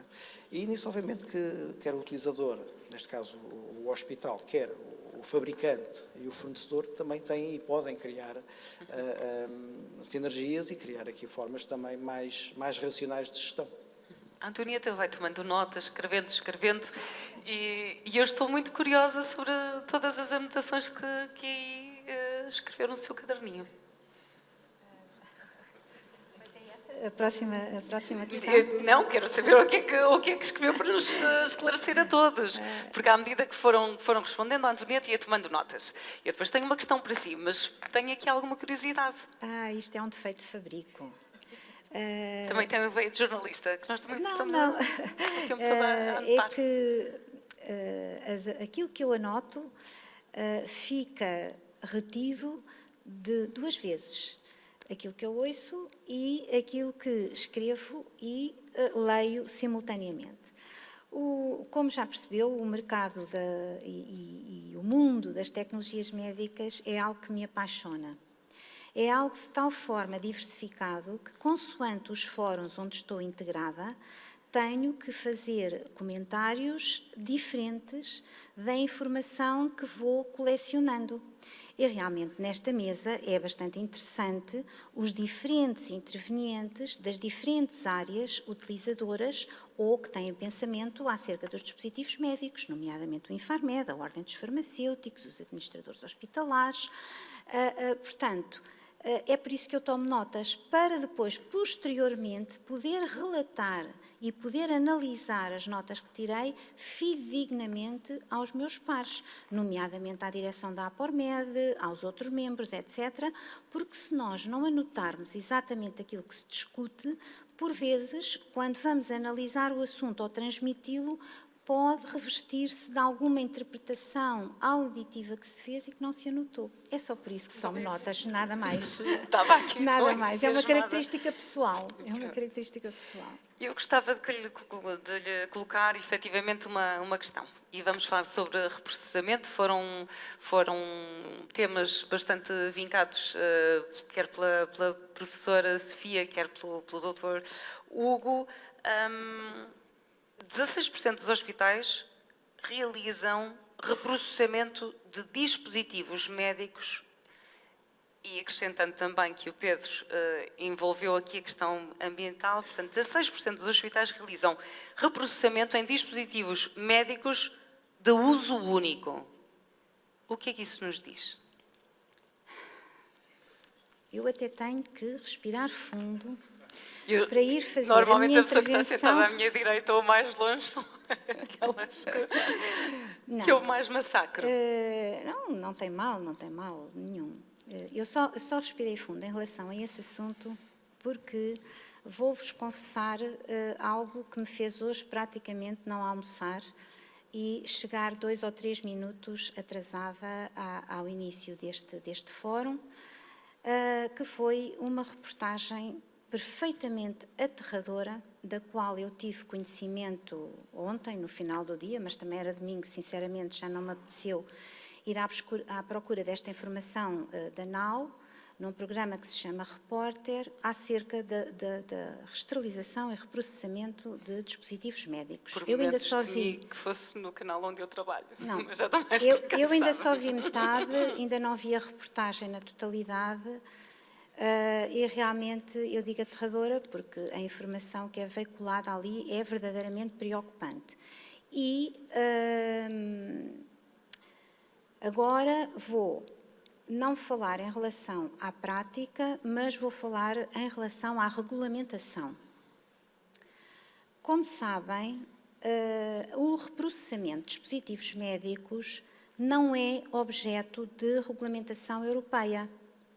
O regulamento europeu deixou ao critério de cada Estado-membro, dos 27 Estados-membros, aquilo que quereriam na sua legislação local implementar em relação ao reprocessamento de dispositivos médicos. Agora, o reprocessamento de dispositivos médicos pode ser de 2 tipos. O reprocessamento de dispositivos que são reprocessáveis, e esses dispositivos que são reprocessáveis têm orientações do próprio fabricante da forma como devem ser reprocessados, quais as temperaturas, qual o método de lavagem inicial, etc., etc., para depois poderem ser de novo utilizados no que seja, na cirurgia, etc., etc., pela sua própria característica, são reprocessáveis. Depois, o reprocessamento de dispositivos médicos de uso único não é permitido. Os hospitais realizam o reprocessamento de dispositivos médicos de uso único sob sua inteira responsabilidade.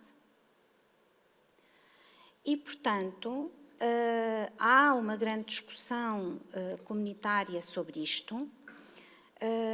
Os pioneiros em reprocessarem dispositivos médicos de uso único são os alemães, mas posso-vos dizer que em muito poucos países há esta autorização.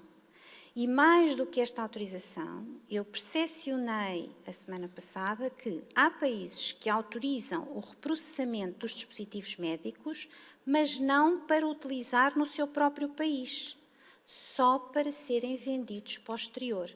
Portanto, autorizam o reprocessamento, repito, mas não para ser utilizado no seu próprio país, para serem utilizados noutros países, sem interpretação factual.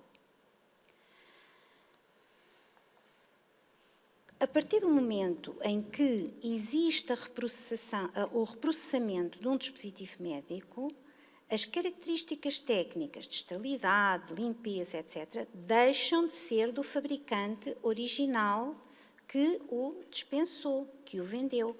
Passam a ser da instituição que os reprocessa.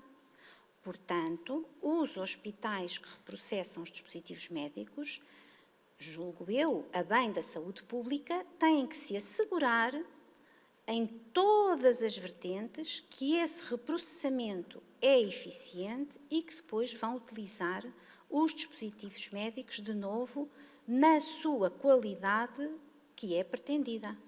Também não me vou pronunciar sobre isso. Não sou farmacêutica hospitalar, não estou envolvida no critério de qualidade que é utilizado e não vou pôr em causa as metodologias utilizadas. Digo, e repito, é que é responsabilidade da entidade que reprocessou estes dispositivos médicos. E mais, a lei diz, só pode ser utilizada naquela mesma unidade. Portanto, o hospital que reprocessa pode utilizar o dispositivo médico reprocessado nesse hospital. Portanto, acho que é um tema bastante delicado e agora vamos falar aqui, naquilo que, não fugindo à questão, em relação ao meio ambiente. É um facto que a sustentabilidade ambiental é uma preocupação de todos nós, minha, vossa, de cada um de nós, não só na área médica, mas em tudo. Nos oceanos, como eu tenho uma filha que trabalha na Fundação Oceano Azul e se debate com os resíduos do oceano, tudo, a todos os níveis. Agora, na área médica é realmente um assunto muito delicado e só com critérios de qualidade que envolvam procedimentos muito rigorosos e que tenham legislação que dê cobertura a esse reprocessamento, para mim, na minha ótica, ele deve ser realizado. Claro que, em paralelo, podemos fazer estudos de sustentabilidade ambiental. É a nossa obrigação, todos nós, contribuirmos para isso, mas eu penso que é um caminho que se fará caminhando, mas que ainda não estamos prontos para atingir o reprocessamento de dispositivos de uso único de uma forma ideal. Passo à Cláudia Furtado. Foram várias as questões, mais questões levantadas pela Antonieta do que propriamente por mim. Levam-nos ao regulador. Se os hospitais acham que é possível reprocessar dispositivos de uso único e têm que estar respaldados, mas efetivamente, olhando para os resultados do primeiro index, 16% deles fazem-no, se calhar há aqui a necessidade de fazer alguns ajustes, pensando sempre que esses dispositivos, e estou a salvaguardar-me para a Antonieta não se zangar comigo, pensando sempre que permitem a sua reutilização segura e mantendo os critérios. Peço imensa desculpa, mas mais uma vez Vai passar. Não é de toda a minha área, porque nós temos no IFARME dividido em parte regulamentar, que tem toda essa parte do reprocessamento e toda a parte do regulamento que entrou em vigor em abril de 2024, e eu estou na parte da monitorização da utilização Sim, e da avaliação de precisamente. tecnologias de saúde. Sim. Portanto, não consigo dar uma opinião fundamentada sobre a questão do... Mas tenho noção, ficou de alguma forma surpreendida por estes dados, não só havia aqui estes 16% a reprocessarem dispositivos de uso único, como, ao mesmo tempo, 21% dos hospitais, se eu não me engano, não reprocessa dispositivos de uso múltiplo. Tinha noção desta realidade? Noção não tinha, porque, e acho que essa é uma das grandes vantagens deste estudo, que é exatamente mapear alguma informação sobre todo o circuito do dispositivo médico. Portanto, não tinha de toda essa noção. E fazendo, se calhar, uma coisa que os políticos fazem, que é perguntam-lhes uma coisa e respondem outra. Eu, se calhar, vou falar sobre outro dado que me surpreendeu, que não a questão do reprocessamento, e que tem a ver com a questão dos sistemas de 28% dos hospitais terem sistema de gestão de dados que permitem desenvolver uma análise de custo-efetividade. Sim. Porque há pouco falei mais nas comissões de aquisição e de seleção, e de facto este é um problema que nós sentimos, quer quando desenvolvemos um sistema de monitorização das aquisições e da despesa associada às aquisições, quer agora quando às vezes fazemos alguma recolha de informação junto dos hospitais para a obtenção de informação de apoio. E acho que é algo que nós vamos ter que trabalhar juntamente com a SPMS, com os hospitais e agora com a direção executiva, que é no desenvolvimento de um sistema de recolha de informação, de registro, recolha de informação, que permita, de facto, obter informação robusta sobre este setor. Acho que não deve ser um papel dos hospitais individualmente, porque despolarizamos um bocadinho também e tornamos ineficientes, cada hospital tiver que fazer esse sistema Até porque depois também é muito mais complicado dar passos como foram dados este do primeiro index nacional, se não houver uma padronização também é muito mais difícil depois não só de juntar dados, de recolher dados, mas depois produzir informação. Exatamente, nós sentimos muito essa dificuldade porque alguns hospitais de facto têm sistemas de informação e conseguem disponibilizar informação de modo robusto, mas a maior parte não conseguiu fazê-lo. E por isso nós temos já neste momento um conjunto de informação no Infarmed, mas cujos dados, depois, quando desagregamos, perdem a robustez porque há falhas no reporte. E eu acho que isto vai ser algo prioritário. É de certeza algo prioritário para o Infarmed, o desenvolvimento de um sistema de raiz que permita o registro e a monitorização dos dados, porque depois vão ser essenciais até aquilo que falávamos há pouco. Nós não vamos avaliar tudo, os hospitais não precisam de se preocupar com todos os dispositivos que têm ao seu dispor. Há, de certeza, alguns que, quer pelo impacto clínico, quer pelo impacto económico, vão ter que ser alvo de uma atenção mais detalhada. Para o reprocessamento, mas vou continuar no reprocessamento. Pedro, esta realidade surpreende-o? Naturalmente, estes 16% de hospitais que fazem reprocessamento têm que estar respaldados legalmente. Surpreende-me pela negativa. E em relação a essa questão, faço uma pergunta à audiência. Quem é que admitiria receber um dispositivo médico implantável reutilizado quando o fabricante diz que é de uso único? Acho que é nisso que nós devemos ponderar. Já comecei a trabalhar nesta área no milénio anterior e ainda era uma prática relativamente habitual fazer esse reprocessamento de dispositivos de uso único. Mas já era residual, pelo menos nas instituições onde eu trabalhei e atualmente, pelo menos naquela onde eu estou, não é permitido. É óbvio, nós sabemos que há dispositivos, enfim, pela sua robustez, poderiam ser com segurança reprocessados, mas se o fabricante dá a indicação que não deverá ser, não deve ser a instituição a assumir essa responsabilidade, porque pode haver alguma consequência não previsível e não antecipável, pode haver, enfim, algum elemento que não seja propriamente bem tratado e possa ter consequências no utente. Portanto, há aqui um cuidado muito grande na segurança do doente. E penso que é esse o foco. Obviamente, quando eu falo nas questões ambientais, é óbvio que há dispositivos que serão sempre de uso único. Agora, também o fim que se dá a esses dispositivos deve ser repensado. Hoje em dia é a incineração, basicamente, são dispositivos contaminados e, portanto, obviamente terão esse fim, com consequências ambientais. Também é verdade que nós há uns anos estávamos enfim, houve aqui um percurso muito grande com o aumento do número de dispositivos de uso único. Houve uma grande pressão para se avançar para essa vertente. Por questões de segurança, eventualmente pode haver aqui algum marketing, não digo que não, mas acima de tudo por questões de segurança. Há uns anos para cá, essa situação estava-se a inverter um pouco, exatamente por questões ambientais, ou seja, haver mais a procura de dispositivos que pudessem ser reprocessados e pudessem ser reutilizados. A pandemia veio alterar novamente esse paradigma e, obviamente, nós temos que trabalhar com a indústria no sentido de encontrar soluções que sejam ambientalmente mais sustentáveis, obviamente tendo sempre, em primeiro lugar, a premissa da segurança do doente. Portanto, haverá sempre situações em que isso não é possível. Grande parte destes dispositivos têm componentes feitos à base do petróleo, têm componentes plásticos, têm componentes que são, por si só, poluentes. Obviamente que não há milagres e obviamente, quanto mais amigo do ambiente for um dispositivo, maior será o seu preço, não é? Aqui esta questão é um desafio que é o desafio dos tempos modernos, dos tempos atuais. Temos que garantir a sustentabilidade financeira das instituições, temos que garantir a sustentabilidade ambiental e temos que conseguir conciliar estas vertentes, nomeadamente a nível também da própria indústria, ser sustentável e poder inovar e poder apresentar soluções cada vez mais eficazes, quer do ponto de vista clínico, quer do ponto de vista ambiental e financeiro. Paula, apetece-me dizer que isto, para quem está ligado às farmácias e aos medicamentos, é tudo um bocadinho mais simples. Ou não? Eu não sei se é Não mais se simples, debatem com estas se é questões. mais complexo, mas eu se calhar voltava à questão das boas práticas de há pouco, porque possivelmente encaixa-se melhor agora. Ou seja, estamos aqui a falar de práticas que aparentemente não estão reguladas, ok?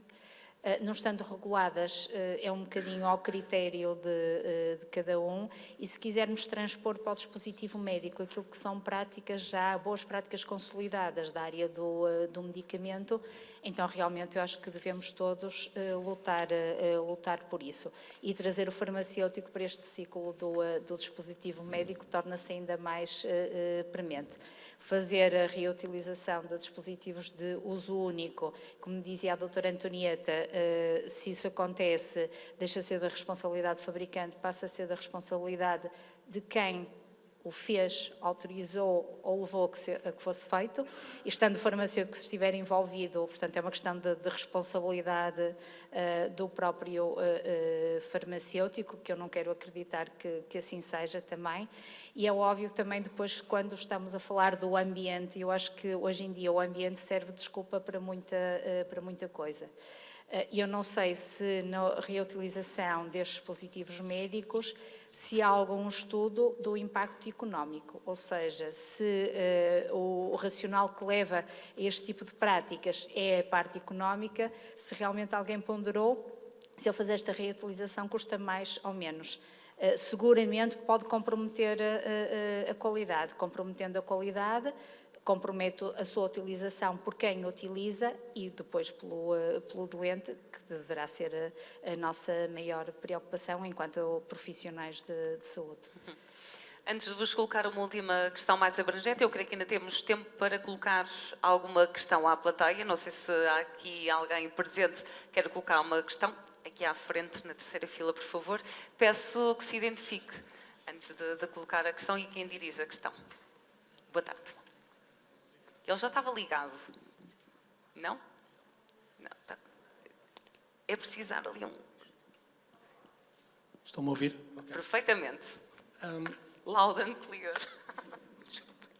Eu trabalho num hospital, sou como administrador hospitalar responsável pela logística e, simultaneamente, participo de uma comissão de normalização de material de consumo clínico. E devo dizer que, por ano, devemos ter, em média, cerca de 450 a 500 pedidos de introdução de artigos novos. A equipa é composta de forma multidisciplinar, por médicos, enfermeiros, administradores, são cerca de 6 pessoas. E, como devem entender, avaliar o impacto destas tecnologias é difícil perante o tempo que temos e o número avassalador de pedidos. Por outro lado, parece-me que replicar esta lógica a nível nacional será contraproducente no sentido que não dispomos dos meios, do tempo, dos profissionais, da peritagem e vemos que, pelo menos é a minha opinião, portanto só falo por mim, outros países que já passaram por isto souberam lidar com isto de uma forma que me parece mais correta. Eu lembro-me do caso francês, que criou a Alta Autoridade para a Saúde, que é um órgão criado pelo Estado, independente, composto por uma equipa de 8 pessoas, que são nomeadas pelo Ministro da Saúde, pelos Ministérios, por vários Ministérios, e o próprio Presidente é designado pelo Presidente da República. E, basicamente, o que eles fazem, eles têm um orçamento anual de 72 milhões de euros. Eles fazem mais de 300 pareceres sobre tecnologias, de acordo com critérios de valor, o alcance, o impacto, a eficácia, etc.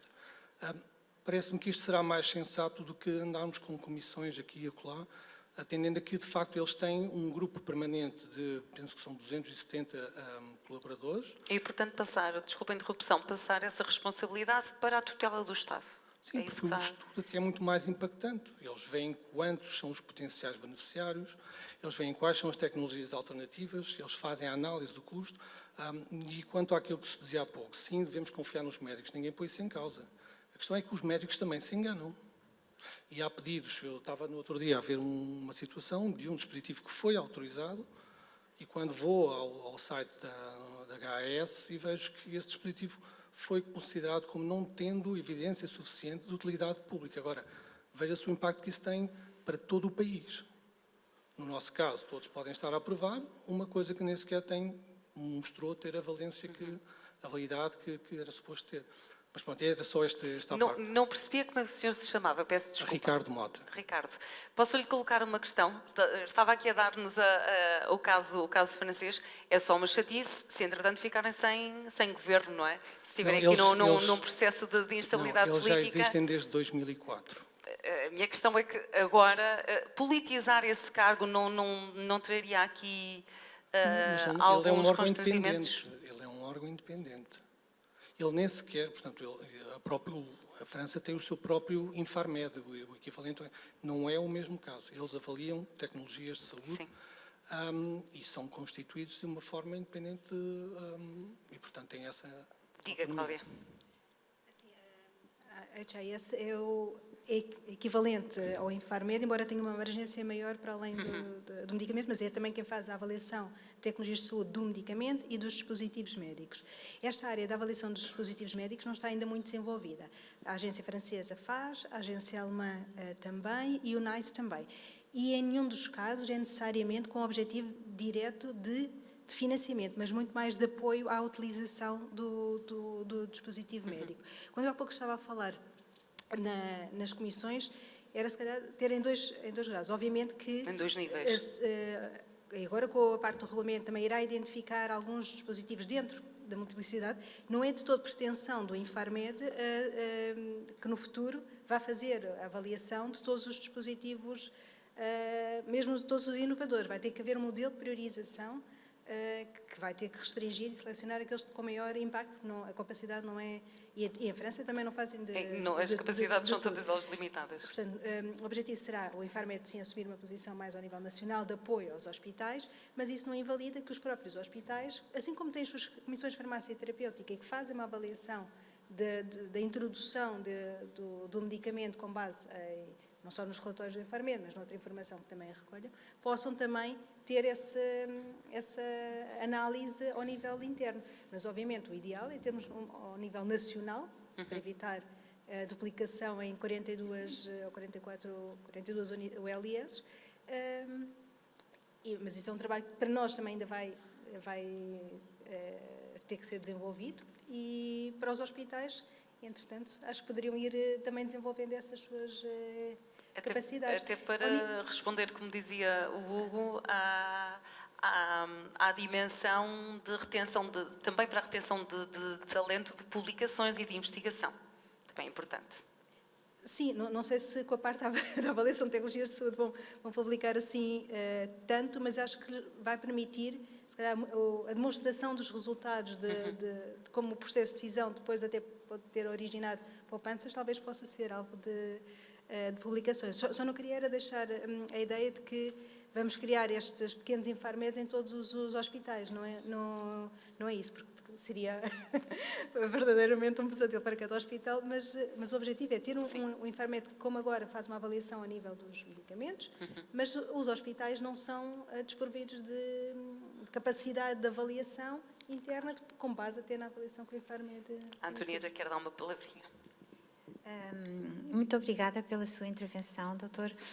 Na realidade, há países que, como a professora Cláudia Furtado acabou de dizer, estão um bocadinho mais avançados que nós. Mas o regulamento da avaliação de tecnologias da saúde, que já está em vigor em todos os 27 Estados-membros, em 25 entrará em aplicação para os medicamentos, em 2026 entrará em aplicação para os dispositivos médicos e agora nós, com a mesa seguinte, vamos ter ainda uma panorâmica mais rigorosa com o Dr. Marco Marchetti, que aqui nos dará, de certeza absoluta, uma panorâmica bastante rigorosa da sua implementação. Em termos nacionais, eu gostaria também de acrescentar que nós temos um sistema que é o famoso SINATES, que é o Sistema de Avaliação de Tecnologias da Saúde, que faz 9 anos, portanto fará 10 anos em 2025. Foi dito já por membros do Governo que o SINATES vai entrar em revisão, porque na realidade o SINATES previa uma avaliação nacional de tecnologias da saúde. Nas tecnologias da saúde estão incluídos não só os medicamentos, mas também os dispositivos médicos ou outras tecnologias, mas temos que admitir, e com o devido respeito pelo Infarmed, que provavelmente por insuficiência de recursos, porque a complexidade da avaliação de tecnologias da saúde na área dos dispositivos médicos é realmente muito elevada, foi escassamente utilizado, se não quase exiguamente. Houve com participação de um ou outro grupo que teve mesmo que requerer a atenção nacional, nomeadamente as bombas de insulina, nomeadamente os produtos para a ostomia. Agora, há uma verdade que disse muito grande nas suas palavras, que é, num país tão pequeno, nós não vamos, penso eu, duplicar esforços a fazer em cada um dos hospitais exatamente a mesma análise. Concordo inteiramente consigo. E terá que haver uma comissão nacional que, de uma forma priorizada, como a professora acabou de citar, faça essa avaliação que depois possa ser também colocada ao dispor das diferentes entidades de saúde, não só os hospitais, mas também todas as entidades de saúde em Portugal, a fim depois de melhor fazerem o financiamento e a aquisição das tecnologias médicas. Eu penso que todos nós, todos os parceiros, anseiam por esta implementação. Não é assim tanto um desfazamento dos 25 anos, agora já não sei em que contexto é que foram citados os 25 anos. A diferença entre os medicamentos e os dispositivos médicos não é tão grande, mas há realmente uma diferença de implementação. Eu venho recordar que as primeiras diretivas dos medicamentos que surgiram ao redor de 1969 vieram em sequência do desastre da talidomida. Como sabem, a talidomida foi adulterada e matou uma série de gente. E daí surgiu a legislação de medicamentos na Europa. A dos dispositivos médicos data de 74, é assim uma coisa, são as duas primeiras diretivas.